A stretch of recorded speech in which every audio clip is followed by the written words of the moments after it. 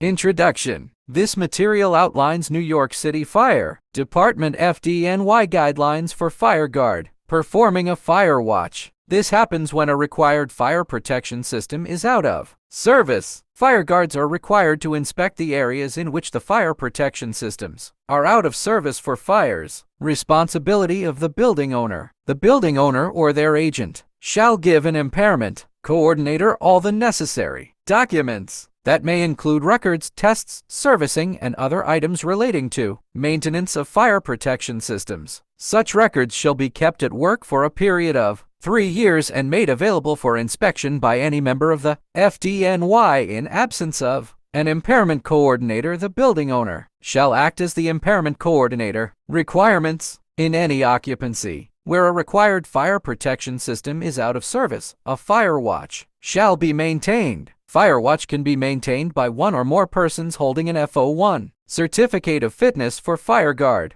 The fire guards is or are required to be immediately available when the system is out of service, with the following exception: for the initial 4 hours of an unplanned and planned out of service condition when the affected area does not exceed 50,000 square feet. The impairment coordinator or a trained and knowledgeable person who is capable of performing fire watch duties and is designated by the building owner may perform the duties of the fire watch. The impairment coordinator or a trained and knowledgeable person designated by the building owner must begin conducting a fire watch in the area where the fire protection systems are out of service. After 4 hours of an out-of-service condition, such patrols shall only be conducted by fire guards holding the F01 certificate of fitness. The number of fire guards depends on the location and the size of the area affected by the out-of-service fire protection system. A fire guard must be available to patrol all areas in which the fire protection system is out of service at least once every hour. No individual fire guard must patrol more than 50,000 square feet of building floor area. If coverage area is over 50,000 square feet, more than one fire guard must be assigned. The recommended coverage for doing the fire watch is summarized in the table below. The fire guard duties must be on a 24 hours a day basis. Duties must continue until the systems are restored to good working order. In some cases, fire department workers may be on scene to give directions, such as the number of required fire guards or other fire protection measures that may be required. Special requirements for construction site.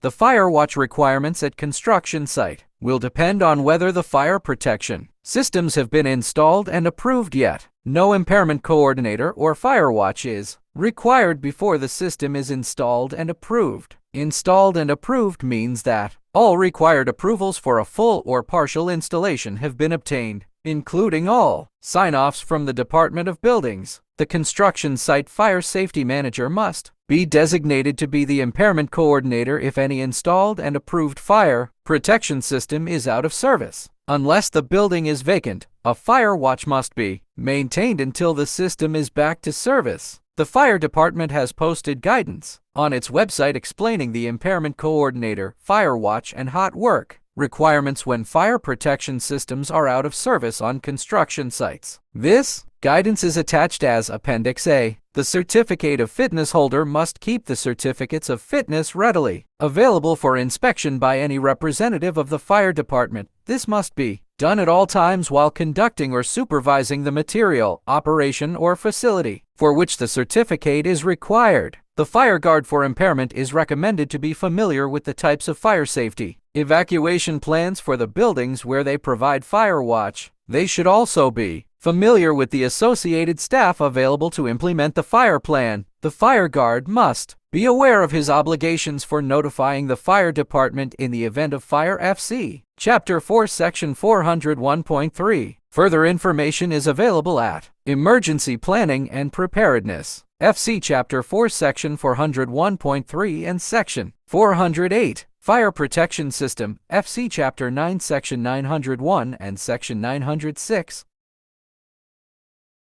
Definitions. Fire guard, a person holding a certificate of fitness for such purposes, who is trained in and responsible for maintaining a fire watch and performing such fire safety duties as may be prescribed by the Commissioner. Fire watch, a temporary measure intended to ensure continuous and systematic surveillance of a building or portion thereof by one or more qualified individuals for the purposes of identifying and controlling fire hazards, detecting early signs of fire, raising an alarm for fire, and notifying the department. Impairment: any condition in which a fire protection system cannot perform its designed fire safety function. Fire protection systems include sprinkler systems, standpipe or hose systems, fire pumps, fire protection water supplies, fire mains, fire alarm systems, and special extinguishing systems. Clean agent, carbon dioxide, wet or dry chemical, foam or water, etc. Impairment coordinator: the person designated by the owner and responsible for ensuring that proper notification and safety precautions are taken when a fire protection system is out of service. Planned out of service condition: the impairment coordinator shall be made aware in advance of any planned removal from service of a standpipe system, sprinkler system, or fire alarm system or system component for repair, servicing, testing, maintenance, alteration, or to allow construction to be performed in the area protected by the system without unnecessarily activating it. Unplanned out of service condition: unplanned out of service conditions are serious defects such as empty tanks, breaks or major leaks in the system water piping, inoperative or shut water supply valves, defective fire department connections, etc., which render a standpipe system, sprinkler system, or fire alarm system inoperable or otherwise causing it to no longer be in good working order.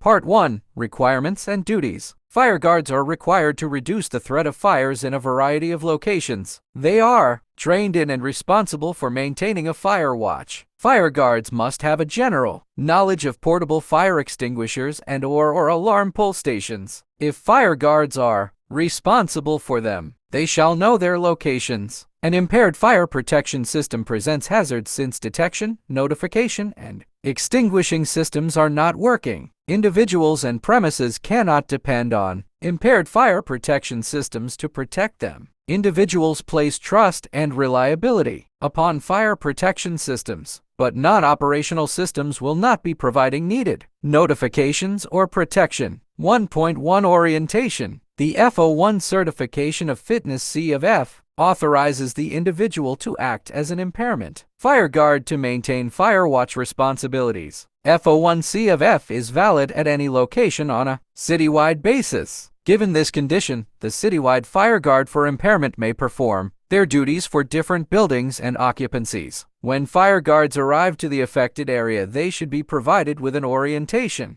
The orientation may come from the Fire and Life Safety Director, FLSD, Fire Safety Coordinator, Construction Site Fire Safety Manager, Building Owner, Impairment Coordinator, or other on-site personnel. The person providing orientation must be familiar with and responsible for the building's fire protection systems. Normally, there is at least one fire safety director in a Group B office building or Group R1 occupancy hotel building as described in the following table. The fire guard must work closely with the FLSD Fire and Life Safety Director. At most construction sites, there will be at least one construction site fire safety manager, or site safety manager, or site safety coordinator. The fire guard must work closely with these fire or site safety manager closely. If there is no FLSD available in the building, the fire guard should speak to the building owner or the responsible person designated by the building owner to become familiar with the specifics of the building for all buildings or occupancies before starting to patrol the affected area. The fire guard should have enough knowledge to identify 1. The entry routes to the affected area, 2. The extent of the out-of-service condition, 3. The location of hazardous materials that are stored, handled, or used in the building, including fuel oil storage tanks, 4. The location of portable fire extinguishers, 5. The means available for the fire guard to make required notification. The fire guard should pay attention to the affected area where hazardous materials is stored, handled, or used. The fire guard shall ensure the hazardous materials are stored, handled, or used only in the chosen areas. Hazardous material shall be stored, handled, or used away from any ignition sources. The fire guard should evaluate the risk of the impairment situation. The risk may be affected by the following: The level of the hazardous materials. Flammable liquids are more dangerous than combustible liquids. Flammable compressed gas acetylene or propane are more dangerous than non-flammable compressed gas. The amount of the hazardous material. The maximum quantity of aerosol products in a retail display purpose may be 10,000 pounds for the ground level area. It may be as much as 24,000 pounds per floor in a warehouse. The number of occupants in the affected area. It is more difficult to evacuate 1,000 people at a party than 10 people in a warehouse. The occupant's familiarity of the building. The customers in a restaurant may need more assistance in finding the exit than residents in their own apartment. The children in daycare facilities may need more assistance in evacuation than adults in a department store. The number of impaired fire protection systems in the building. If a building has both an out-of-service sprinkler system and fire alarm system, the risk to building occupants is greater than if only one system is impaired. The higher the risk the impairment situation presents, the more attention to building familiarity the fire guard must have. Structure. Occupancy. Description examples: hazardous materials, construction, site, building undergoing construction, alteration or demolition, new building under construction, buildings or floors undergoing alteration, buildings under demolition, very likely, group assembly, for gathering together people not likely, a one with fixed seating, intended for the production and viewing of the performance arts or motion pictures, theaters, concert halls, not likely, a two food and or drink consumption banquet halls, cafeterias, bars, restaurants, not likely, a three worship, recreation or amusement, and other assembly uses not classified elsewhere in Group A, art galleries, bowling alleys, classrooms with 75 persons or more, courtrooms, houses of worship, museums, school auditoriums, not likely, a four indoor sporting events or activities with spectator seating, swimming pools, tennis courts, not likely, a five participation in or viewing outdoor activities grandstands, bleachers, stadiums not likely, Group B business office, professional, service type, transaction, public or civic services, banks, civic administration offices, educational occupancies above the 12th grade not in Group A, non-production laboratories, radio and television stations not admitting an audience, moderately likely,